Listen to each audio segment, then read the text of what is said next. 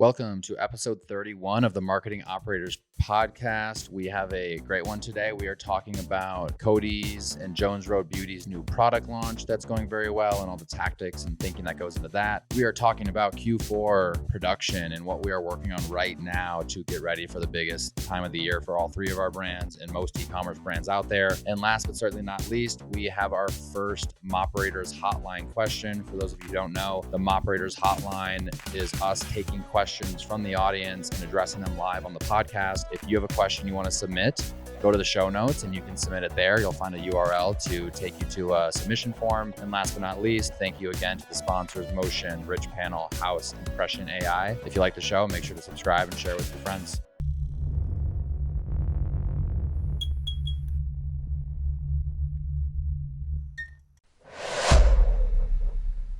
Motion is a company that we've all been using forever. Hexclad, Jones Road, Ridge, we were all early adopters. And now they're really gaining momentum. Motion just raised $30 million in their Series B, and a ton of new stuff is coming along with that. They've been pushing out new features. If you haven't checked them out in a while, you can book a demo and see all the new stuff that they've been shipping. But a few of the ones that really stood out to me, one, creative research. And Reza was on our podcast, so he talks about this a bit. They want to improve the input into the creative strategist role. So one, you have creative analytics, and two, their new tool, creative research, completely free, where you can build swipe files from all your favorite brands. Connor, Cody, and myself put together our own, so you can start there and then add some creative from your favorite brands. Two, Motion released a new advanced analytics feature called Winning Combinations. Winning Combinations helps you instantly answer complex business questions like what ad concepts work best for specific product lines, what messaging themes are working across different influencers, what angles, hooks, and concepts are working best across all ad formats. This will help you get real clarity from all your testing variables, and it takes seconds to pull insights. Plus, they have even bigger features cooking that they'll be releasing soon. So head to motionapp.com to book a demo. And when you mention the marketing operators, you'll get 50% off your first month. Or just start using the creative research tool as they are free. So an easy win for you and your team. All right. How we doing, guys? What's going on? I feel like I was off last week, so it feels like it's been a long time since I've seen you. So I miss you all. It's good to see you. Cody, I need to say in my downtime, I found my favorite Olipop flavor. Do you want to guess what it is? Root beer. Close. Cream soda. Cream soda. Cream soda is so good. Interesting. What are your thoughts on that one? I would not have guessed that one. I think I pretty much just drink the root beer one, occasionally the cola. I like the other ones, but I feel like root beer is my fave by far. I don't know Cream if I've soda's actually had the root beer, so I gotta give it another another get go. that one in the queue. I'm on the whole 30 right now, so I can't have anything with added sugar. But Nice. maybe that'll be my post whole 30 treat that I set up for myself. Oh, I love that, dude. I was in like LA area this past week, and of course we had to hit up a few Erewhon trips, and there was always trying to get the new bevs. I forgot there was one, but there's I guess a new. Let's try to find it. There's a new like probiotic soda with 0 calories, because I know Connor had that critique of Olipop that it Yeah. too many calories, but it was pretty good. It didn't taste as good, but I'll try to find what it was. You said it didn't taste as good, which for sure, yeah. Like sugar's good. It tastes better. For sure. Yeah, but 0 calorie. I was thinking about it earlier because I had I don't know, we somehow ended up with like normal sugar ginger ale at my house, which is like 150 calories. It's absurd. And the problem is I just like to crush those sodas. LaCroix, Diet Ginger Ale. I like to be, unencumbered by calories, so I could have 4 or 5 or whatever. So even the 50 calories from Poppy or whatever, I'm like, yeah, it adds up. I'm trying to I agree. I gotta watch that. I gotta start watching that. But I found this new 0 calorie one, so we'll see. Or we'll just go some Spindrift like you do. Spindrift's banging. Connor, you've never been to an Erewhon. So I love, like, I've turned into the newest version of myself. Like, I love going to the grocery store. I love just walking slowly through the aisles, checking everything out, taking my time. It's very fun. It's this transition from like my late 20s into my early 30s. I think like I'm enjoying cooking more. Like I eat, like most of the food I eat now, I cook on my own more than ever. I love going to the grocery store. We have this amazing grocery store 3 blocks from where I live called Lever's Locavore. Super expensive, but like amazing products, like a CPG marketer's paradise. Like Nate Rosen or Rosen, I'm probably butchering his last name, would be in heaven there. They have like flower shop, they have pizza, sub sandwiches, they have a coffee shop that's also a bar. They have like a little loft area that you can go hang out and work in. It's amazing. It's like the coolest experience. But I've never been to an Erewhon, so I'm curious. What's the Erewhon experience all about, Cody? It's pretty incredible. We went twice. I will say that this trip we made one. Twice? The first stop. Well, the first stop off the plane was In-N-Out, and we always got to get one In-N-Out at least in one Erewhon, but usually it's I like saw two that. and two. But yeah, it's incredible. They just have like everything. They have this. I'm big into the beverages. If you can't tell, so it's like this entire fridge, probably like 30 feet long of beverages. They've got Olipop Poppy, the leisure projects, just like every like new trendy CPG thing, all kombucha, which I don't drink, but a lot of really cool stuff. Really good prepared food. Like you can get food there. The smoothies are great. I think they're like $24 smoothies with boatloads of sugar. You got the Haley Bieber one.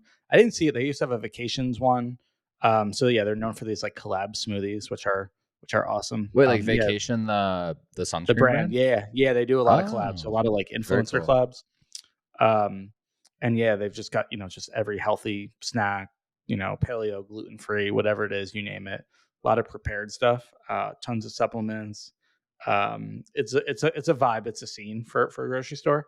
It is not cheap, so I can't imagine actually Yeah. like shopping there for all of your groceries. But it's great. A lot of like prepared food. Like I had like a sugar free, like gluten free, like raspberry cheesecake, like stuff like that. Is just awesome there. So definitely next time you're in LA, gotta go. I'm headed out next week, so I gotta go. I talked to the person who like introduced me to Erewhon I spoke to a couple weeks ago. He'll remain nameless, but they have a loyalty program, and you get points for every dollar that you spend or whatever. I'm sure So he knows Sean hates exactly it. how much. Sean is a huge Erewhon fan, but this is not Sean. But this person told me he's got enough points, so he knows exactly how much he spent. And I met him 6 or 7 years ago. Over the last 6 or 7 years, he spent over $150,000 at Erewhon. Oh my god! Whoa, that's Yeah. insane. Yeah, balling out. I mean, I've So, definitely spent thousands at Levers since I moved into my new house in the beginning of May. I know I've spent over $1,000 at that grocery store. There's no doubt dude, about it. that's the beauty of consumables. Another thought that I had recently, and then we could talk about Q4. You said stuff. 150,000. But this is a bit of. That's what he told me. In 6 years, 7 years, Yeah, probably probably closer to 7 years, something like it's that. $21K a year. He must be going That's- for like lunch all the time and stuff. If you're Yeah, like totally. going for That's food, the other key thing about Erewhon is like the hot bar is great, and Yeah. they have for a while. I thought they had the best breakfast burrito in LA. So, Wow. and it's like $17 or something crazy. So yeah, it can add up.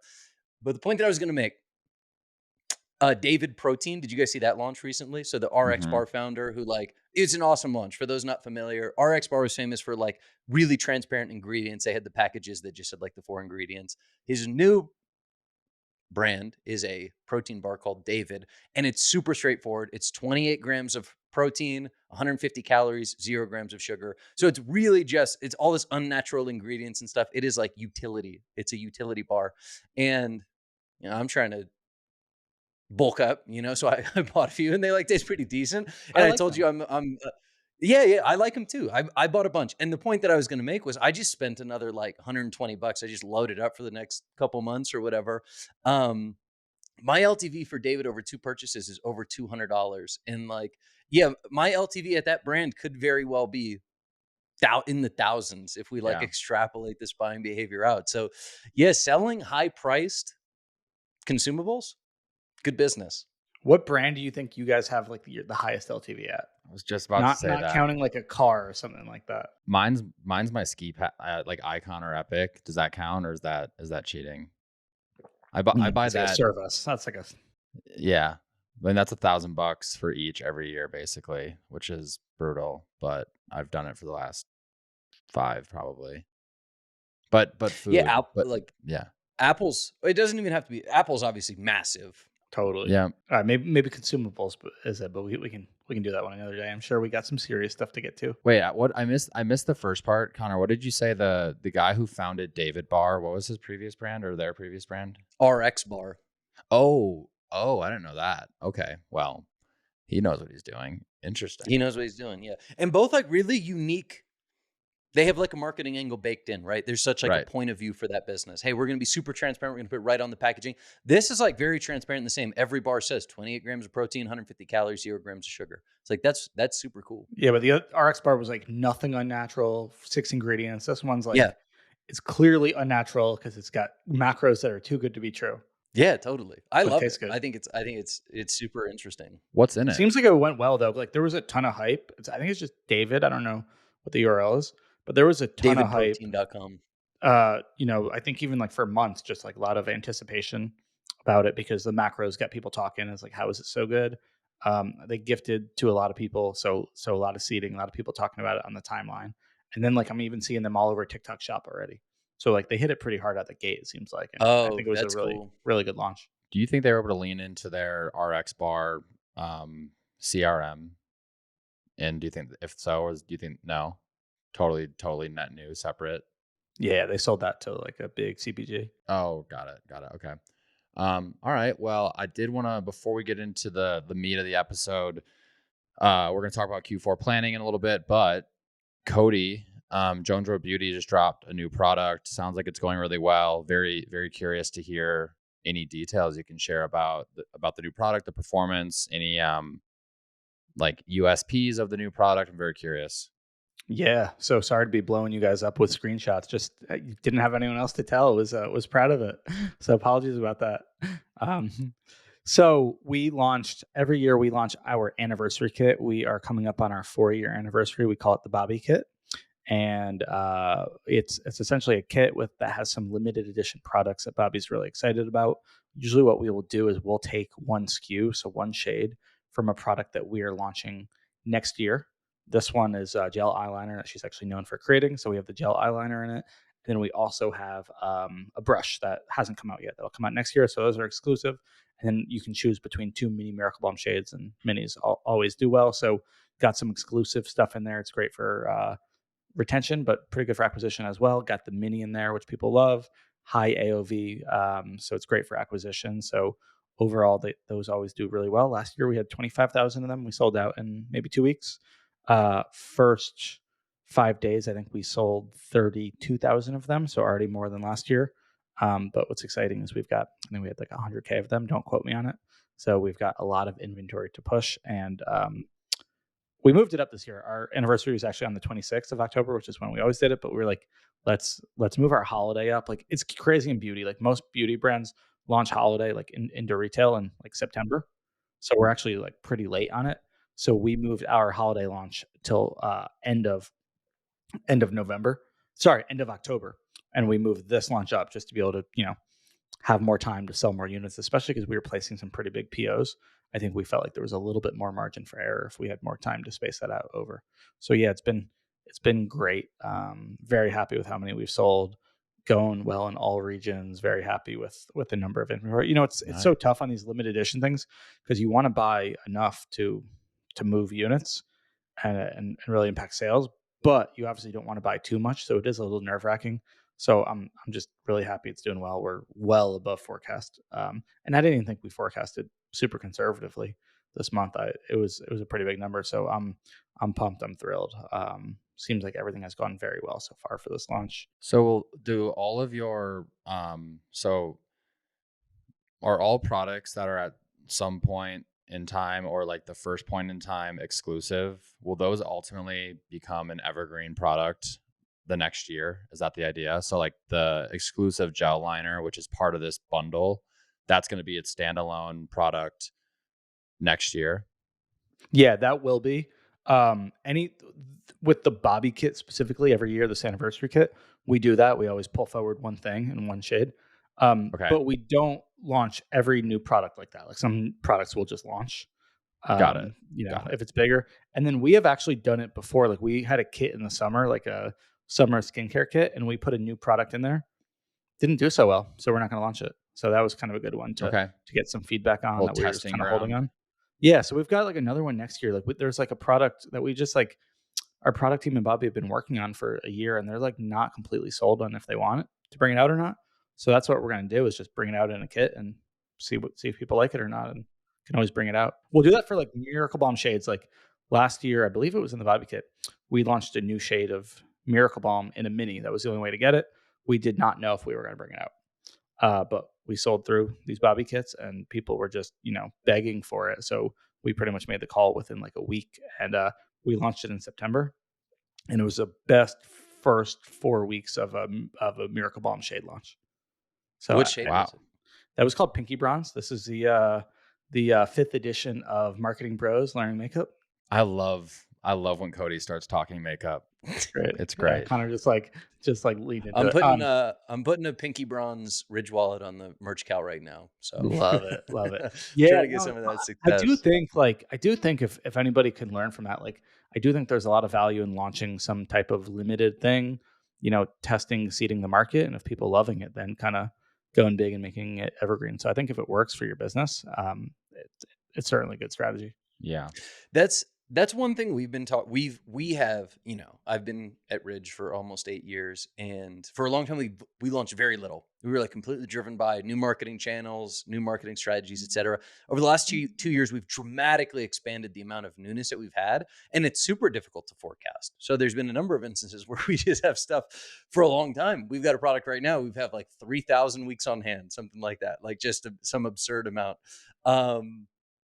So we're talking about how to better do that in the future.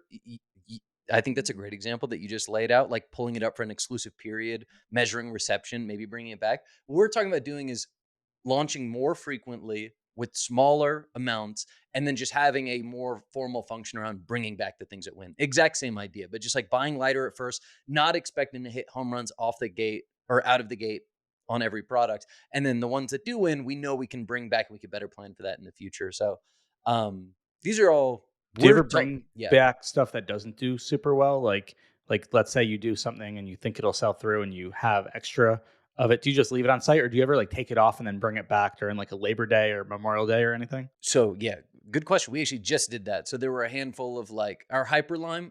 It's not that it did bad, but we wanted to keep it seasonal. So we like sunset it at the end of Q2, and we just brought it back. We're going to get into Q4 tactics, but we launched our early bird holiday sale today, October 15th. And we had like a couple hundred Hyper Lime products that are included. And it's a really limited sale. It's just kind of like an expanded sales section, some of the over inventoried stuff, as well as bringing back a few of the things that we've sunset. So, but it's coming back on promo is how we're doing it. Okay, I like that. Yeah, we had a bunch like eyeshadow palettes from holiday last year. We brought back, I think we had like 5K. We brought them back for Labor Day this year, and it did really well. And I don't think it was perceived as like they didn't sell these. Like I've seen other brands that have like holiday kits in January and they're selling them on Sephora for half off, and like it's clear what happened, and I think consumers know that. Right. But I think there's a way to do it where you're bringing it back, and maybe you're doing it at a discount, maybe not, maybe it's part of a discount, or you can kind of offload some inventory and not have it look, super dilutive. Yeah, totally. So I actually, to backtrack a little bit, you said last year you launched these Bobby kits, you had 25,000 units. This year you've got 100,000. You're having these big days. We've seen all the screenshots. Why? Is the product significantly better, or did you guys just have the success that you felt was scalable from a paid perspective? I think you're spending more now. Or are there new tactics? Like, is it on TV and that's benefiting? I'm just, what pencils to like 4x growth in the Bobby kit year over year? Great question. So limited by inventory. So we obviously pulled down spend, when it looks like we're going to be selling out. So that was one. I think we just never fully, last year maximized what we could do. So that was definitely. Do you lean into the scarcity messaging? Like, is that like a peak or a just a heavy headline, limited edition. Yeah, limited edition stuff that's exclusive to the kit. Yeah. So number one is just is we can put more spend behind it than we did if we didn't run out of inventory. Number two is we sold out in 2 weeks. We decided to launch it earlier. We sold out in 2 weeks, and we'd be okay to have this on site maybe till like shipping cutoff. We wouldn't want it past the 31st of December. And so just more time, even if we weren't necessarily selling that many more per day, more time, but then plus more spend is number two. And then number three is obviously we're a bigger business. We're in EU now, we're just up 50% on the year. So there's just additional growth with it. So on that timing point, you said you guys would have it up until the shipping cutoff for Christmas. Is it gonna take that long, or are you seeing the success where you probably sell through this, by mid-November or something? It changes daily. So we've got a demand Yeah. planning team that kind of shares every day. After the first day, and we were like crushed forecast by 30% the first day. She was like, "Yeah, we'll have 22,000 left over." And I'm like, "What the fuck?" Like we just beat our forecast so much. And what it is she kind of just looks at benchmark and no fault of her own, but it's just one side of it. She looks at she benchmarks it off what we sold last year. So let's say like you sell 100% on the first day, and then 20% less that day, and then 5 days Right. later you're selling 40% less, because that's what we did last year. Well, one of the reasons sales did come down to 40% after 5 days is because we dropped spend, so we didn't run Right. through inventory too quickly. This year we kept spend pretty elevated. We actually spent more on day 2 and day 3 compared to launch day once we kind of saw the demand. So we're not seeing that same trajectory. So we went from looking like we were maybe forecasted to sell 5,000 units on day 3, and then, she thought we'd sell 800 units on day 4, but we sold 4,000 units again. So it kind of like Right. fluctuates. So it's kind of hard to tell, and it feels like a moving target. But we will kind of try to modify spend. But we also have holiday kits coming up, so we do want to move as many as we can, before then. So yeah, I'm pretty confident, and we have this whole, you and I were talking about it, but like we have this whole hierarchy of like media buying optimization decisions, and like before we even look at like an in platform, we're like, what's revenue, what's contribution margin, what's AMER by region, and then what's inventory. It's like another thing on top of like that our media buyers have to do. What's inventory, and how are we going to allocate the spend between EU and UK just based on inventory, and like what are we optimizing for? Are we optimizing towards most profit, or are we optimizing towards moving as many units as possible? And like trying to find that balance is like a decision that we try to make every day. Totally. So, Cody, are you seeing? It sounds like you're seeing just like great blended performance, right? Like you're moving a lot of units. The MER on like total revenue divided by total spend into this bundle specifically is great. Are you also seeing that your in-platform metrics are marginally better than other top of funnel prospecting ads? Is that another data point that's looking good for this product? Yeah, and same with like our Northbeam MTA. Yeah, we'll see it be quite a bit more efficient. Got it. And then follow up on that. Do you guys do any custom event setup to understand, like, you get 200 purchases attributed in Facebook to a campaign? Like, I know that 150 were on the product I was promoting, 25 were on this product category, 30 were on this. Do you guys do any stuff like that? Do you do that? We do. Yeah. No, that's super interesting. No, I didn't. Yeah. No. How do you have that set up? So it's a custom event with Elevar. And then you create I didn't set it up myself, but it's basically using Elevar to create a custom event within Facebook. And then basically then when you go into your Facebook account, you have to pull up the results column. It won't just show up in your purchases column. And then if you hover over the results column, it'll show you the breakdown based on all custom purchase events that you have. And it's been really helpful for us because we're building out non-cookware. So like, I'm trying to create the argument right now. It's like, no, we are driving incremental, not the argument, but like just understanding if we're driving incremental first time order revenue on these product categories from these ads. And if I can go into Northbeam and see that A, the net new visit rate on these campaigns and ads are super high, and B, that like, 60, 75, 85% of the orders are actually coming from or coming on the product we're promoting. Well, then it's like, okay, those are two good, strong data points to prove that like these first time orders on these products wouldn't be happening if we weren't running ads for them. And we also see very different distribution, between knives, hex mills, aprons. So yeah, it's pretty cool to see. It's definitely been helpful for us in our decision making. That's so cool. I'll send you a screenshot after the episode, and I'll show you like how we have it set up. Yeah, please do. All right. Well, I guess we might have to change the title of this episode because that was a fun little jam session on Cody's product drop strategy. But I promise no more screenshots for at least 2 days. Deal. So one thing we talk about a lot on this podcast is upper funnel investment, measuring YouTube, measuring TV, measuring, out of home, all that kind of good stuff. It's something that's top of mind, but it's not very easy to do.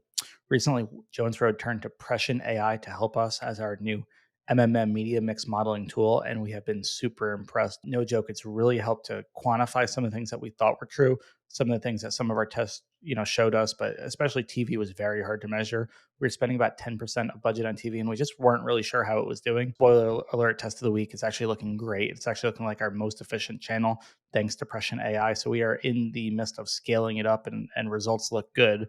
We are very happy with it. YouTube looks great as well. Been spending and scaling up YouTube a lot based on this data. So we are very happy with it. It's actually not something that we were getting. We didn't feel like we had confident data back from other MMM providers that we worked with before. And so we are thrilled with some of the Prescient data that we are getting. We're getting halo effects. We're actually able to see, how much value are we driving directly from clicks on channel versus how much is coming through organic direct. And it's quite a bit. Being able to measure TV has been really difficult until now, but it feels very accurate and it's giving us a lot of confidence. Things are volatile in D2C. We're able to build these new optimizations, these new scenarios, within days. Setup was super easy, unbiased cross-channel, measurement. We're not on Amazon, but I know brands like HexCloud will use it to also measure and validate, spend going to Amazon. And so we're thrilled. We're super happy with it. Couldn't believe how easy it was. And the team is getting a lot of value out of it. Those are really used by top brands like, of course, Jones Road, none other than HexCloud, Good American, Symbiotica, Timbuktu, and many, many more. Mike, the co-founder, hits me and Connor up pretty much every day, just telling them about some of the new brands that signed, a lot of them from listening to this. So we are thrilled with Prescient. It's made a huge difference so far, and it's really going to help us leaning into Q4. So if you want to be like us, like HexCloud, like Jones Road, and many more, go to prescientai.com/operators to book a demo and see for yourself. All right, let's dig into the meat of the episode here. We wanted to talk, I think we talked about BFCM planning, a month ago, maybe. Now that we're, staring down the gun barrel of BFCM, we're launching in about a month. Generally speaking, I think it's interesting to hear about the evolution of the work that you're putting into BFCM as you get closer and closer and closer. Basically the moment our sweepstakes launched, my top priorities right away shifted to, BFCM production and making sure all things are happening smoothly there. So I'm just very curious, generally speaking, what are you all working on right now in your day to day to get ready for BFCM? Connor, you want to start it off? Yeah, and this was something we just kind of finalized, which frankly we were probably behind on, but we've never done it with such granularity. But we just nailed down all the campaign planning across all markets. So what that looks like for us, I mentioned earlier, we launched early bird holiday sale today. That's a discount on the over inventoried or some bringbacks that I mentioned. We're also doing a gift with purchase on Ridge Wallet orders. So we've got that going for a couple weeks. And our thinking was, let's just appeal to those holiday shoppers or more price conscious consumers a little bit earlier than we have previously. But then it gets super interesting. So we're going to do Singles Day, Australia, UK, and our global store. That's not going to be in the US. So this will be one of the first times where we have a purely international moment. That becomes Black Friday. Then we'll have Cyber Monday. Those are across all geos. Holiday sale after that. So we're doing Cyber Monday up until the 8th, holiday sale from the 9th through the shipping cutoff. We'll kind of just inventory dependent, roll out slightly different promos across these periods. Then we're doing Boxing Day in the markets that do that. So that's, I think, UK and Canada. And then New Year's in EU and US. And then the Boxing Day sale will become New Year. So we're just trying to serve the most relevant messaging throughout a period that has a lot of different messaging across different markets. So we just nailed all that down. Prices won't significantly change. It's largely just copy and campaign messaging, but we just nailed that down over the last couple of weeks. So we're going to finalize all the emails and web designs that go into that. Are you guys doing anything that nuanced? I'm not sure if we're overdoing it. We definitely have a different offer cadence, especially if you look at our EU UK, we're launching that much earlier, based on some buyer trends, search intent trends, in nuances between how EU UK does their fourth quarter shopping versus the US. The offer stack is very similar, different, not exactly the same, and that's very much based on just historical trends and the bundles people build and their desire or intent for sets versus individual products. So there's a little bit of that. I don't think it's happening to the extent that that you just described, though. That sounds like it's pretty different across your markets.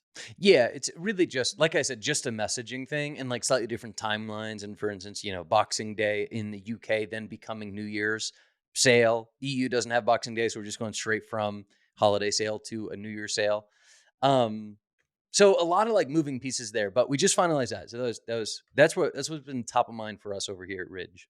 So really the cross market calendar and like the exact dates and like the messaging to associate with those different clips of time is really where you've been um crossing some T's and dotting some I's. Yeah, that's exactly right. And it's really just like, how do we squeeze more juice out of all these markets? Like all this, we have like, a certain amount of opportunity available to us. These products in these markets, it's never been like more expansive. So how do we squeeze more juice out of that? And, the approach this year is leaning into a Singles Day in the markets that matter, leaning into a Boxing Day. I think we'll ultimately make like hundreds of $thousands difference, something like that. It's not Right. like it's not going to make our year or anything, but we have the foresight to do it. We have the bandwidth to do it. We have the team to do it. So we're just going to execute far more granularly than we ever have. Yeah. And do Seems like you you guys are have trying to do that in go general, right? Like I saw Sean's tweet about like the ads you guys are making specifically for UK. Is that something you feel like now you're like mature enough and trying to pull every lever you can there? Yeah. Sean's mantra this year is more products for more people, more places, which is for the marketing team, way more work. Yeah. That's a hell of a uh, strategy filter for you guys. yeah. So that comes down to like, how do we and also we've had some difficulty. We've resolved it over the last like 6 weeks, growing internationally. So we really were just pulling out all the stops. I think we talked about it on a previous episode, but we brought in an international marketing agency. We're bringing on an agency for local UK content to see how that works. We're going to do localized campaigns. That's basically what this is. So just like, how do we act more natively in all these different regions where our products are available? So yeah, not the only thing we're doing, but like a net new thing that we've been trying to get dialed in. Nice. Connor, I've been getting this question a lot in the last few weeks of how much, if any, are you guys planning to manipulate your offer like intra BFCM? Are you doing a lot of for the markets where it's like there's this sale period that has its own like message, and then another sale period that's like separate but back to back basically, like Boxing Day that's then transitioning into like your New Year sale. Is there also a, like, are you doing very big differences in offers between those two periods? Are they very similar and you're just changing the messaging and like messaging to the moment differently? It is. I mean, it's a combination of discounts on individual items and discounts on kits and the makeup of those kits. And then those all change depending on inventory. So how deep are we going, or what makes up a given kit, and what is that all priced at, changes over time. Mm. So it's like a very simple offer in that sense, that we'll have up to 30% off messaging for the New Year sale and drive to different products between our wallet business, our ring business, our travel business, things like that. Oh, and then you'll just flip flop. So the general like structure of the offer is the same, but like the actual products that you're putting that structure Yeah. onto change based on. Ooh, that's interesting. That was like the bane of my existence last year because any fast growing maturing company knows the pain of like trying to nail inventory and ordering. So we were doing a lot of the dance last year was like, okay, we're going to do the 12-inch walk upsell and 12-piece set, but we're probably going to sell out right around this date. So we need to have this backup upsell ready to go, but that's probably going to sell out on this date. So then we need to have this backup upsell ready. Do you have any like thoughts or notes or like guidelines on how you prepare for that? Because that's really, you basically have to prepare like Yeah. tons of different marketing assets that you're not planning to launch with, that you're just being reactive with during the sale. And it's really hard. Like there's a lot of extra planning and like forward thinking that goes into that. And I know that was like definitely something I overlooked, I guess. And we did it a bunch last year, and it's just like, ugh, maybe want to pull my hair out. But it's important. You need to do it. So how do you guys approach that? What's the thought? Do you have systems for it? What's that look like? Yeah. So what we have, for instance, like our early bird sale right now is like a bunch of different products. And, I think we're different just because We have like, let's call it a single Ridge Wallet silhouette. And then that's available right now across over 100 different colorways and designs. So it's Right. like we have one product just available in a ton of different colorways. So then we're just saying, hey, where are we over inventoried? What do we have to sell through? What can we mark down for this period? That's what becomes early bird sale. How do we prep our assets from that? We typically try to lean into things that we know are over inventoried. So we reduce the chance that we have to like quickly pivot between colors or something like that. So for us right now, that is like brass and leather. We have quite a bit of. We're super confident for the next couple of weeks. We can lean into those and we'll have no issues. Some of the other things like the bringbacks that Cody had asked about, those are much smaller numbers. It would be silly to plan any marketing assets. Like they're like highlighted in the first email, but then it's like, look, these things are going to be gone within maybe 3 days or 6 days. So just like understanding that. And then that all comes back to, we hired a director of planning this year and a director of merchandising, and just marketing being as interconnected with them as possible, I think has been better. Like we're really just figuring it out, like this level of nuance. What does it take from an operations and planning perspective and a marketing perspective to support more products for more people, more places? And it's just like more communication and aligning around how are we setting up sales and what are we like really putting our time and energy into. Got it. Got it. So you've gotten better at understand. Yes, you don't have to create as many backup assets because you've just gotten better at like, no, you know what you have mapped out like inventory to marketing campaign pushes, and because you're better at that, you don't necessarily have to prepare for like 100 different out of stock, restock scenarios. That's the goal. Yeah, totally. I mean, we've been lucky so far. I wouldn't say we're like good at it, that it's a science, but by any means, but we're starting from a very conservative spot. Like we know that we have plenty of inventory. And then if we're checking in every week or whatever, what is sell through? How many weeks on hand do we have? Do we need to adjust strategy? Like this just came up today. We have 2 weeks on hand of a key product that's in like a bunch of kits. So it's like, okay, we can get in front of that now. And we know that by the end of October, we're probably going to have to make a bunch of adjustments here. And we could start like, it's not we don't have to like scramble the jets as much, right? Like Right. we have a little bit more runway available to us. Got it. All right, I have one more question, then I'm going to transition to Cody. This is very interesting. So you're just like to dig into your like offer strategy a little bit.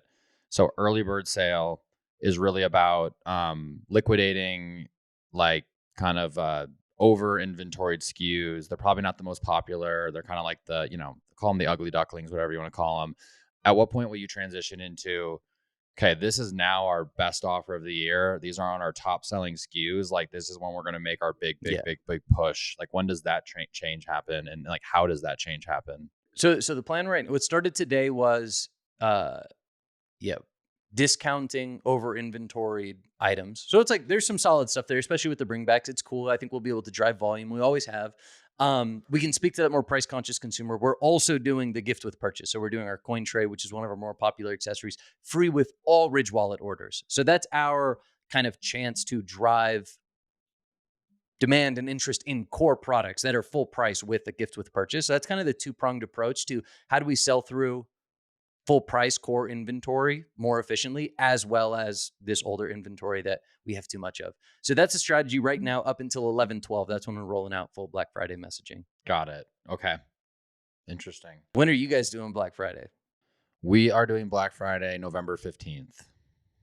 All right. Same Yep. week, Cody? Or Yep. yeah, Cody, you guys do it like week of usually. Yeah, we're gonna do a little bit longer just because we have a lot of inventory and just want to maximize it. So we're gonna go live 8 days before it. So it'll be an 8 day long thing. But yeah, we got obviously holiday leading up. So kind of questions for you. Number one, when you guys have inventory and it's running low and like you said, somebody's monitoring like how many days you have left and stuff like that. Who's that and what's the process for that? And like, how does that get to your marketing team? Like, who's responsible for kind of communicating, how inventory is pacing and if you need to make any adjustments on your plans? Yeah. So our director of planning is putting together like a weekly inventory report where she's looking at the last week's sales, the last couple weeks sales, putting together like that sell-through rate, calculating weeks on hand. And then it just came through today. Usually it comes through like later on Mondays, where she's highlighting all of the things that we either just received or are back in stock, or we can expect to be back in stock, as well as things that we should be concerned about going out of stock. And that's where it's our Royal Black key case, which is in a bunch of different kits for us. That was on the radar today. 2 weeks on hand. She'll say we have receipts coming in late October, but it's a small amount.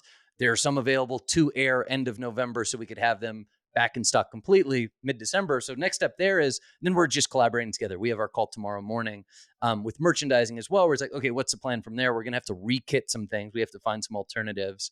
And that's like the biggest thing in that case. But that could be anything. Hey, we're going to pull back ads. We're going to launch ads because things are back in stock. We're going to build more kits. It's just kind of, there's all sorts of solutions that can come from that level of understanding of inventory. So it comes from that report, and then we do a weekly meeting with marketing where we're actually actioning on those items. For sure, makes sense. Pretty similar over here. Makes sense. And then one more. Is that something that happens often, where Sean will come up with a plan or come up with a vision and not understand how much work it takes? No. Because I do that. Yes. No, I get feedback on that all the time. Not understand So how I do much that. work it takes. No, I think he knows how much work it is. Yeah. He doesn't care. He's like, do it anyways. Yeah. No, look, I mean, so much of our growth has come over the last 2 years has come from like really aggressively trying new things. And he told me years ago, he was like, when he first became CEO, he goes, yeah, I really want to be known for bringing experimentation. It was something like that. Like he's like, I don't want us to be in like a comfort zone. So yeah, a lot of it is more products for more people, more places is a perfect example of that. But it's the same with like, hey, we're going to launch rings. We're going to launch travel. We took a bunch of shots on goal last year with what we called skunk works. Just rapidly, we were like white labeling products from manufacturers and rapidly launching products just to assess if there was demand in categories that we might not otherwise have expected. That took a ton of work that drove very little revenue, but the couple data points that we got could be really valuable. So yeah, a lot of work, but like we talk about local and absolute maxima. It's just like, or I say sometimes, Sean and I both feel this, like you could solve a lot of problems just through volume. And that's just another example of it. Yeah. No, I'll get that feedback. Like I did a meeting with like my senior marketing team last week. I was like, guys, this is our plan and strategy for next year. Like we need to scale to a younger audience. We got to tap into them. Here's how I think we should do it. How does everyone think we should do it? And they're like, great. Like any additional work is going to require like more people. I'm like, you guys will be fine. Like it's not going to be that much. I could tell they're like sweating and like freaking out about it. Yeah, I think can I go on a little tangent here? Please do. I've been getting a lot of questions, but we were planning, because I think this is really interesting. I mean, I think we always get it. We all get it because it like we're on the marketing side of things. But like we had this question recently. I can't share too many details here, but we have a new product that we want to launch that would appeal to a new demo, and then we have another product that would be sold alongside something we already sell. And I think it was really, we were talking about this. It was a planning call. So we were like figuring out what markets it was going to go to, how much to order, et cetera, et cetera. And it was really easy for that conversation to be disconnected from like the plan to distribute those products. And I was like, hey guys, like these are actually categorically different. I'm like, this product here that's going to be sold alongside stuff we already sell, minimal effort. We'll put that on the site every single day. We'll sell a couple dozen of these. It is easy. And so I was like, we could put these everywhere, frankly. Like it's not going to require new content, new funnels, new emails, none of that. This over here, new product to a new demo. I was like, we should actually start this just in the US, figure out what we need to do here so then we can expand to these new markets. Because if it's a new product to a new demo and we want to put it in all these places, that is like every amount of work you could do at once. And it was just really easy for us to not understand the amount of work associated with each of these because we weren't like adjusting for the different distribution plans. And I thought that was interesting. And like, we're going to try to better integrate that into some of our conversations. But I thought it was like a really stark example or a stark difference in how someone might operationally approach product buying decisions versus how a marketer might. I mean, we definitely have that friction internally. It's like, hey, we have some products that, check those boxes coming in 2025. And yeah, same stuff. It's like, one team is like, all right, so here's the planned launch date. And then, the marketing team in the back of our head, knowing that this is like a tier A+ product launch, acquisition, full onslaught, retention, full onslaught, totally net new content required, totally net new website functionality required. We're like, wait, hold on, that's 3 months from today. Nah, I don't think that's going to happen. Not if we want to do it how we all want to do it. So I think that is an age old friction point, between like product and marketing, and like what goes into each team's work, which is why it's so important for like, I'm realizing more and more and more that like part of my job needs to be like educating product team and like vice versa. So we can, they can be empowered to do things on their own autonomously that'll help, like that are like technically marketing activations. Like I just realized the other day I was talking to someone on our product team, and I forget what we were talking about, but like I pulled up the ad. I was like screen sharing. I'm like, oh, let's just go take a look real quick. And I pulled up the ad library and like, oh, wow, this is cool. Like you can see anyone's brands. Like, and I'm like, my initial reaction was like, what? Are you serious? But then I sat there and thought about it for a while. I'm like, no, that's actually my fault. Like as me in my role, like I need to like educate and empower people to like be able to do these things. And it's kind of a miss on my part that, this person didn't know about the Facebook ad library. So anyways, probably an episode topic for the future to chat about expectations and level setting between teams. Who switches a massive software that their company uses right before Black Friday? Well, we did. Jones Road just switched to Richpanel, and we are thrilled about it. Why did we make the switch? Well, first of all, we recently learned that Ridge did it. Connor told me how much they're loving it. And we also just wanted to make sure that our customer support team had everything they needed to have a successful Black Friday. We had a lot of issues last year, just overall with CX. And so I wanted our team to be ready beforehand because we're going to have crazy volumes, but I also didn't want to have to hire extra help. With Richpanel's AI, it's a game changer. Since switching, our team has been way more productive, way more efficient. Our ticket volumes are up, but we're getting through tickets a lot quicker. So our response times are actually way down, ultimately improving our CSAT scores. And so, I normally wouldn't recommend switching to a new software right before Black Friday, but it worked out for us. The Richpanel team made it super easy. I held our hands every step of the way, and it just couldn't have been an easier transition. So bottom line, your team will be faster, your customers will be happier, and you'll also save a lot on SaaS costs. Now, if you are considering switching your help desk, Richpanel, they offer free weekly 40-minute webinars that are designed to help your CX team and your CX lead understand the platform, see how it's different, understand what migration looks like, and get support during and after migration. So head over to richpanel.com, check out their weekly webinar schedule, and get your team in on a session so you can get ready before Black Friday. Cody, what do you got? What do you got cooking for your BFCM plans right now? What are you working on like this week, next week, like right now? Man, lots going on. So we do the minis. We're going to do it a little bit different this year. Like I said, a little bit longer. We're actually building a new page. We finalized design today. I'm pumped about it. It's like a bundle builder. So we've done it two ways. We've done it as like we'll call it a custom set, like a bundle where people can pick their set, but it kind of just looks like a PDP, and people can pick between four Miracle Bomb shades, mini Miracle Bomb shades. Then we've also done it as like a pre-kit, comes in a bag, and you can get, I think for Memorial Day, we did it. It was 4, 8, and 13, maybe. And we got a lot of feedback that people were not happy that they couldn't pick their own shades.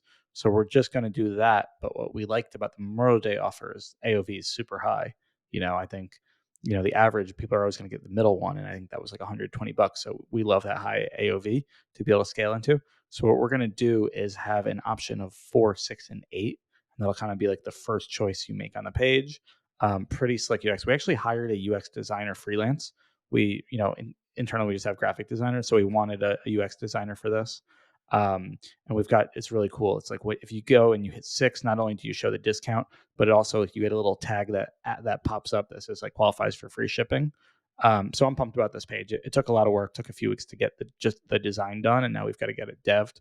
But I'm very excited about that. So that's for Black Friday. But again, we've got, I'll consider Bobby Kit like the official launch of this Q4 season for us.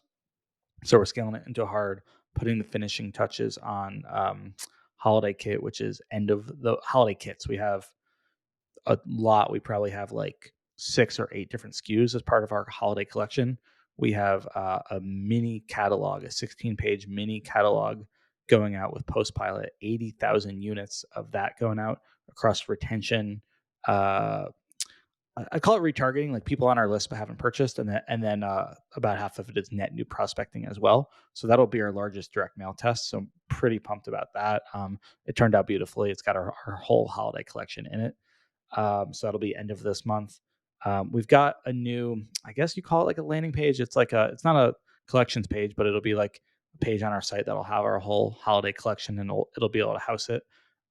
So pretty pumped about that. So yeah, lots of site stuff going on because we have a director of ecom now, so she's able to actually put the time in and work on a lot of this stuff ahead of time. So Amazing. yeah, there's a lot of holiday stuff. We'll do a little bit of direct mail for Black Friday. It'll definitely crush. Won't be a ton. We're scaling TV. We actually launched 2 tests today. CTV, so streaming. We've only done linear till now. So we're launching a Haus test. We're actually running a holdout with CTV. It'll be a 4-week test with a 4-week look back period, which will take us right through Black Friday, Cyber Monday. Also today, technically yesterday, we launched. We talked about it on the pod as well. A quiz complete test. So it's a custom conversion on Meta, optimizing for quiz completions. We've been able to get, I think, like we've been running it just like before doing a test. I think we're getting like $2 quiz completes. So that's an email with somebody that's taken the quiz. So we're going to run a 4-week test with a 4-week look back to see if that strategy is incremental as well. So yeah, there's a lot going on, but definitely very excited about it and very bullish about it. I am super bullish here on the plan. I'm like, God damn, it's gonna get big. I can't wait to That's see good. that bundle builder UX. I'll show it to you. It's sick. Yeah, we've been also I've been spending a lot of our time thinking about new web UX for BFCM. So I've been putting a lot of time there. We have a lot of fun, like what I would call like they're not conversion first pages that we're working on, just like content destinations. Like the whole point is like you're consuming the content and using that content, and then it's just like a very, very branded moment between Hexclad and whatever that house that I'm very excited about. We're also doing that 16-page catalog, that post pilot catalog. Let's go. Cody, so we'll have for to Black Friday. Yeah, we're gonna make it work for Black Friday and holiday. So like the way that we're messaging it, and like so we'll basically like we'll update the QR code redirects. We'll have like both Thanksgiving and kind of Christmassy type content in there. And then like all the offer messaging will basically be general enough where it'll work for the entire offer period. But yeah, we're really excited about that. That's definitely the most involved like biggest piece of content we've ever sent out through direct mail. And we're also doing a big retention and remarketing and acquisition push on that.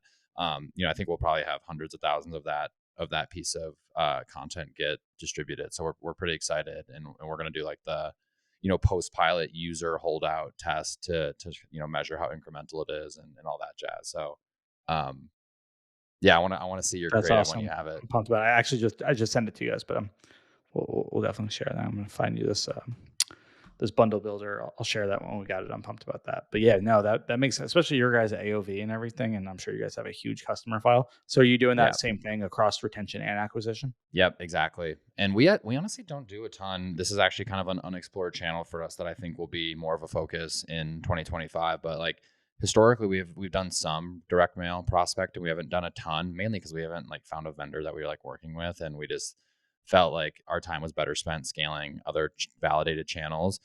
But I love Postpilot, and their team's awesome. And like, we've been using them for retention direct mail for a while. So we thought it made sense to jump into their prospecting offering, which is exciting. How fun is it having I don't know about you, but like we have been working with a freelance web UX designer for like, I don't know, 3 months. Actually are about to hire him, I think, full time. I love working with web UX designers. It's awesome. Like we were the same scenario where like we had a bunch of graphic designers and external resource, and like they did good work. But it's just like such a unique medium to design for, and like the velocity and the quality that we're producing new web experiences now is just night and day difference. And we also just hired the director of CRO to provide that like performance conversion rate lens on everything. So like we're sort of building out the core pillars now between like our head of web and our UX designer and our CRO lead.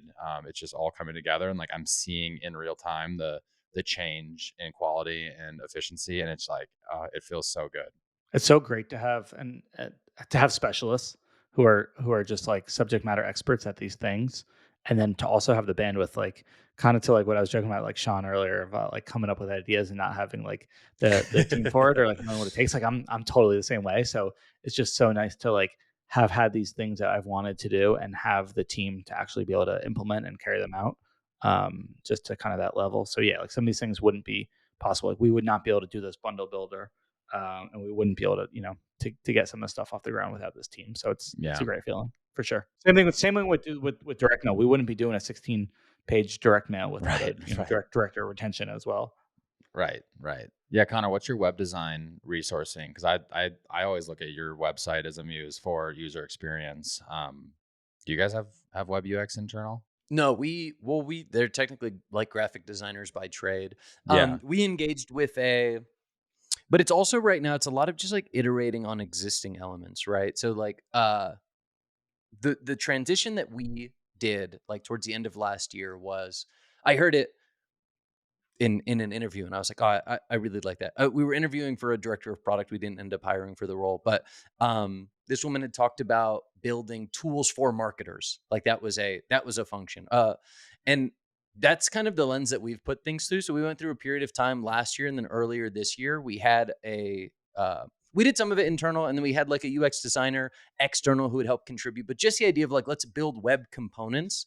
And then now we're using those web components. Those are now tools for marketers. So now a graphic designer or our e-com ops manager has tools available to them to put together really beautiful pages and that like, serve the purpose of building brand affinity as well as checking all the boxes we need to from a commercial standpoint. So that's like the two lanes that we've thought about it in. Had the consultant for building tools. Now we've largely just been utilizing those tools to put together all these launches because we've just kind of been maxed out, I think, with all of the launches currently. Like our focus is almost completely on in-market optimizations and then just bringing new things to market. We've got like weekly launches going for the next month or 6 weeks or something.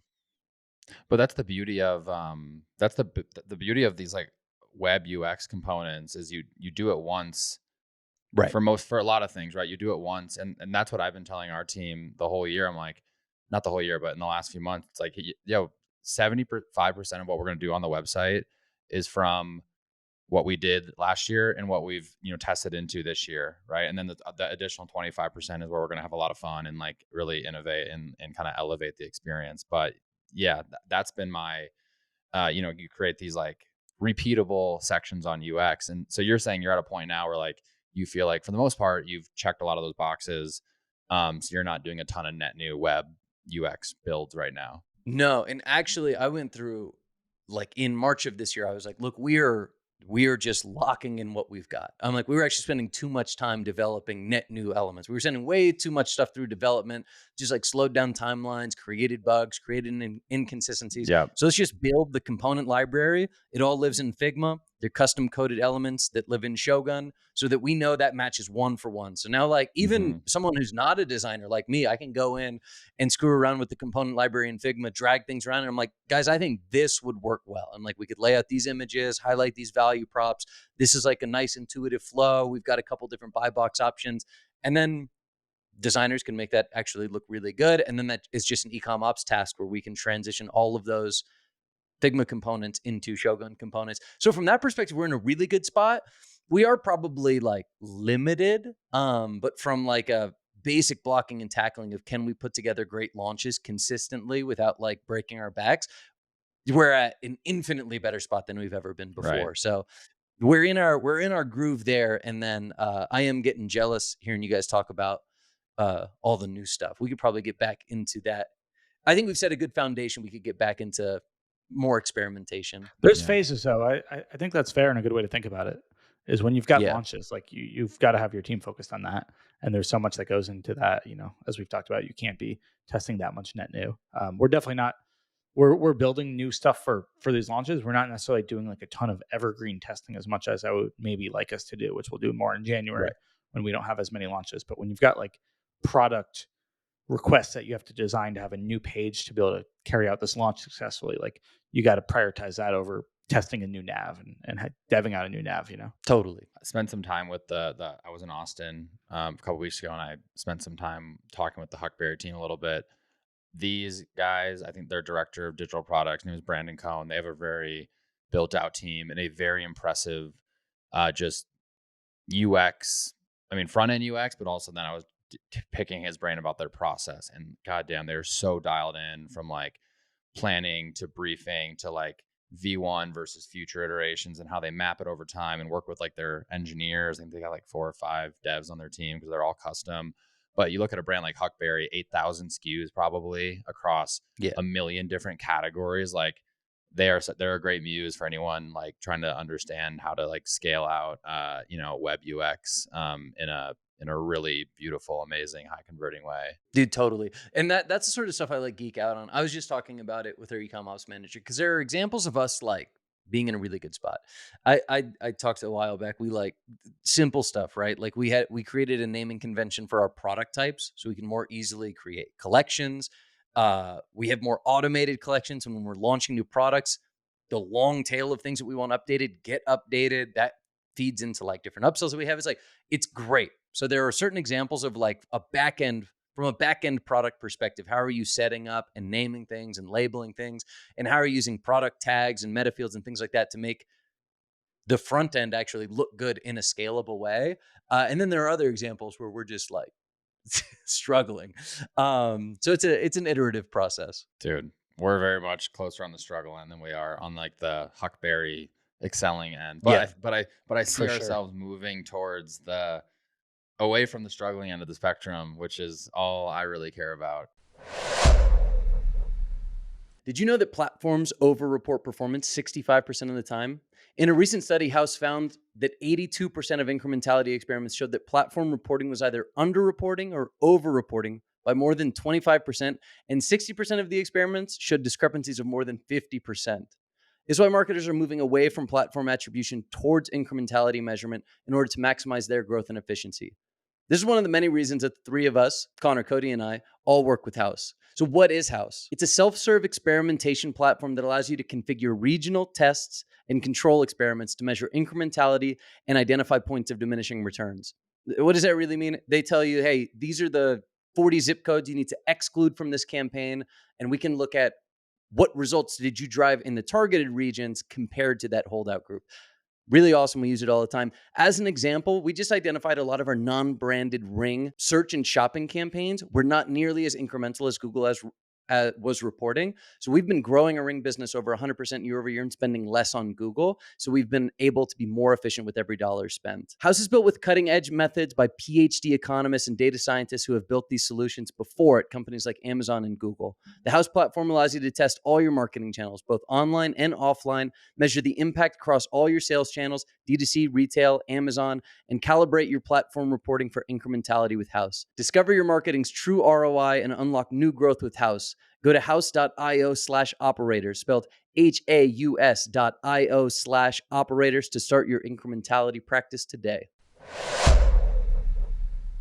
All right, so we're going to transition into a little MOperators Hotline segment of the episode.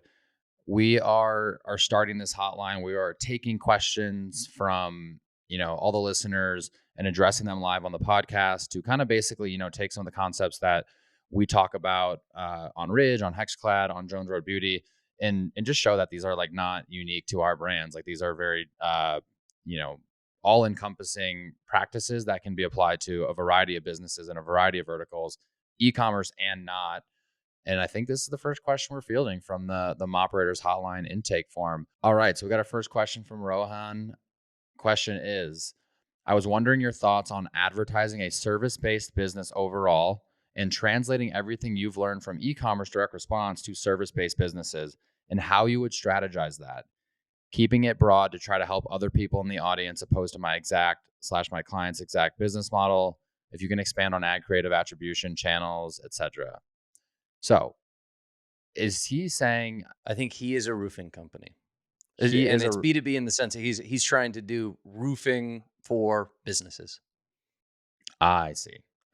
Okay. Connor, Cody, either of you want to kick this one off? Any thoughts? I'll take it first. I'll take a first pass at it. One is, I mean, I think actually I have two quick thoughts here. One is You just have to figure out what you want to optimize for, right? And I think that's really tricky with like higher ticket items, longer consideration periods. Like, I think if you just show up to Meta, let's say, Meta should work for you. And if you show up to Meta, it's hard to say, hey, let's just optimize for people, getting $10,000 roofing services or something. So you have to know what to optimize for, whether that's leads or some sort of like content that you're getting people to download. So setting up those custom conversions, optimizing for something that's scalable. And then you also have to back into, because I've done this before. I many years ago was working with a delivery service who was trying to acquire drivers. So we had to optimize for drivers to sign up that were interested, and we had to track those people through the funnel of whether they were qualified. So we had to by channel figure out, well, who was not only driving signups at the most effective rate, but who was driving qualified enough signups that became drivers at a cost effective rate. So I think that all becomes really interesting. So just setting up custom conversion so you can optimize for something that is way further up funnel than truly signing up for a roofing service, and then having, whether it's HubSpot or something else, so you could track them through the sales funnel and ensure that you're driving high quality leads. That would be one. My second one, I kind of teased it earlier, but like thinking about it from a content perspective, the founder of Jolie was on Nick Sharma's podcast a couple weeks ago. Fantastic episode. And that's obviously like a direct-to-consumer business, but they had this really cool content funnel where people would sign up to figure out how dirty their water was. Jolie is a filtered shower head. It's like an infamous case study at this point. And I think figuring out how you can offer value to business owners, understanding the way, their buildings are becoming run down over time, could be really valuable, and something to learn from that. And then maybe you're optimizing for people downloading that white paper or whatever it is. So those are my two thoughts, like providing value further up funnel and then optimizing for that event and then tracking him through the sales process. So offer. That offer is going to look super, super different, but like it's offer, right? It's like, how do you provide value to the owner of a roofing company versus how do you provide offer to a consumer? Like, obviously that'll be very different. Totally. But the actual fundamentals are there. Your first point, I fully agree on and am passionate about. I've been chatting a bunch with my friend Caleb Polly, who owns a really interesting business called Cubby Beds, direct to consumer beds for parents that have children with autism, because they have to have like super sensory controlled beds. These are like $8,000, $10,000, $12,000 beds covered by insurance. My big thing that I've been chatting with him about, I'm like, you need to figure out like how to attach your leads to your like best, most qualified event. Because I basically was telling him, like, I think you should be creating a lot more like long form educational videos. Totally. And I'm also hypothesizing that your cost per lead is going to be actually a lot higher than these like static ads you're running right now. But I would also guess that the overall CPA or conversion rate or whatever is going to be much better, even though the cost per lead is way higher on this like long form video. And I'm like, if you can figure out how to attach like or track that person all the way to like their doctor's appointment or whatever that like most qualified event is, like you are going to have so many creative insights and really be able to optimize well. Because I told him, I'm straight up, I'm like, I think this cost per lead metric you're currently optimizing for is probably a vanity metric that is probably more misleading than anything else. Which is basically what you're saying, like being able to track the lead submission to some sort of qualified event over time. And yeah, there's probably some sort of CRM tooling to do that, right? Totally. Yeah, that's exactly what we found. And we had to like export it all, and you'd have UTMs from their profile in HubSpot and like track all. It was kind of a nightmare, but I think that's what you'd have to do. And then to your point, like you figure out offer, you figure out tracking, and then you run that just like a direct to consumer business. I also think you would probably get some awesome roofing content. Like I feel like it's one of those things that could crush on TikTok or something, Yeah. Go hire like a college creator to kind of be the face of your Instagram page or something like that. Yeah, could be cool. I like that. Those like time lapses and things like that, or you get the viral videos of people like scrubbing horse hooves. Like I feel like you get the roofing version of that. Yeah.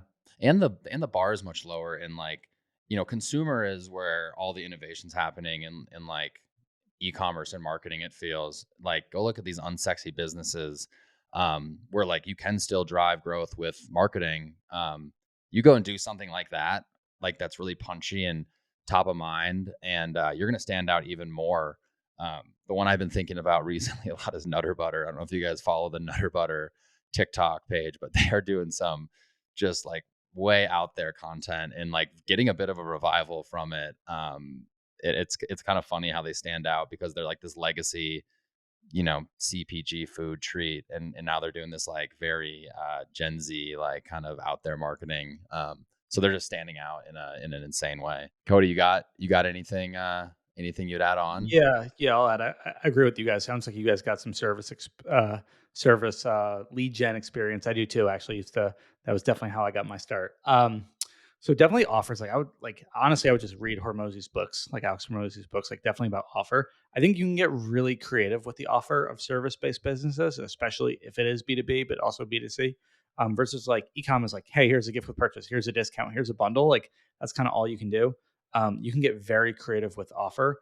I think content around stories, whether it's testimonials, case studies, showing the results that you've gotten for people, again, whether that's B2C or B2B, is really powerful. Have that in your ads, run that to some type of lead event opt-in, whether that's, a gated PDF, right? Whether, ebook, whether that is a video, kind of like a VSL, we in Becca used to do like an automated, webinar, have that go to a call. See if the challenge is if you're not spending that much and it's a local business and you need 50 events per week, you probably have to optimize per lead, and then the quality is not going to be great. The math can still back out, and even if the lead quality is not as good, you might just not have enough data if it's local to optimize for a phone call or a more qualified event, like Connor was saying. But if you can, definitely go for that. If not, it can totally still work. Yeah. You just work it, and then the most important thing is, I would say, follow up. And this is kind of what Connor R was saying about these unsexy businesses. Like if you can get leads, that's great. You're way above most local or service based businesses. But the fortune is made in the follow up, and there's only so much we can do in ecom to try to improve the conversion rate of a welcome flow. I just think it's so much more malleable in services, and you can be really aggressive with follow up. Obviously, don't be annoying, but get on the phone, call multiple times, have text, get people on the phone. So with the quality of that, but also the quality of your sales skills over time, you can get a lot of alpha, because it's one of those things where it's like whoever can spend the most to acquire a customer wins. And so if you can convert better on the phone, close more of the appointments you get, but also get more leads to actually book a call. Like you want to dial in that funnel before you really scale. And those would be, I think, a few of the most important things. And then also, I don't know if you guys ever did this, but like Google search, like you can get oddly specific with landing pages. So like roofer near me, and you can just like duplicate a page in Unbounce and like create a new, and I don't know if Google still works this way, but this is how we used to do it, where it's like you literally just put that headline, whatever is the query in the ad, you just put that headline on the landing page, and then you just duplicate it for a different ad group. So it's like, roofer near me or roofer in this town, and you just have like a different ad group running for each town with a different landing page. It's the same exact page, just one thing is different about it. Those always did pretty well as well. Cody, I think the case study, it's a good call out, but like you have to be, now everyone's like got a sexy, beautiful case study. I actually found that like the case study, I'm going back to my college days now, but like when I would just put together these like stats in a ugly ass Google Doc and like send that out, my hit rate was like way better than any sort of like highly produced Canva designed document, which was interesting. I don't know why, it felt more believable, I guess. And then I used to have this motto in college when I was like trying to I was working with these like local tourism companies that the Facebook ad like just worked really well for. And I had this motto, was like, let me drive, because I knew if I could get on a call with them and screen share my Facebook ads manager account and like talk about, like show them what I was talking about in real time, that I could build my expertise with them and my trust with them. Like it was probably an 85% close rate if I could get on a call and I screen shared my Facebook ads manager. I think anytime you can do something like that and actually show a prospect behind the curtain a little bit, it's not just like at the moment you do that, their perception of you as just like some sleazy salesperson is gone. It vanishes immediately because you've just showed them that you're actually technical with whatever service or product that you're offering. And for me, I knew if I could get screen sharing of my Facebook ads manager and be like, look, like here's how I'll build out the ads, like here's how we can locally target, we can manipulate the budget up or down, like just kind of things that like us three take for granted with our experience, but from you selling this to someone that is very foreign, it's like, oh, okay, they actually do know what they're talking about, and they're proving it right now. I think to the extent that you can do that with whatever you're selling to another business owner is always going to be a really good, like, if you can get there, like as like a pre benchmark or a pre qualifying event, that's a good thing to shoot for. Totally. Cool. Boom. Another banger episode. Thank you for tuning in to episode 31 of the Marketing Operators Podcast. Like I said earlier, if you have a question that you would like us to address on the show, go through the submission form in the show notes, the MOperators Hotline. We are taking your questions and are answering them live. Thank you again to our sponsors, Motion, Richpanel, Haus, and Prescient AI.